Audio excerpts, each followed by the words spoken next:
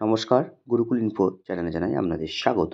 আপনারা জানেন যে ২০২৪-২৫ যে অর্থবর্ষ, সেই অর্থবর্ষের যে প্রাথমিকদের যে কম্পোজিট গ্রান্ট সেটা কিন্তু এখনও পর্যন্ত ঢোকেনি। হাই স্কুলদের 25% কম্পোজিট গ্রান্ট ঢুকেছে। আমাদের প্রাথমিক স্কুলগুলোর অবস্থা কিন্তু খুবই খারাপ। সেই সংক্রান্ত দাবি দেওয়া বিভিন্ন ঊর্ধ্বতন কর্তৃপক্ষের অফিসে কিন্তু জানানো হলেও তার কোনো ফয়সালা বা তার কোনো সুরাহা হয়নি। ২৪-২৫ অর্থবর্ষ প্রায় শেষ হতে চলল।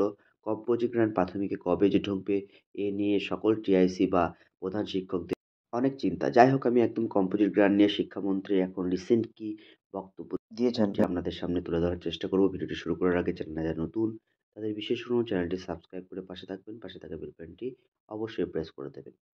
দেখুন, খবরের হেডিং কম্পোজিট গ্রান্টের দেখা নেই, আতান্তরে বহু স্কুল। এখানে বছর শুরুর পর ২ মাস কেটে গেছে।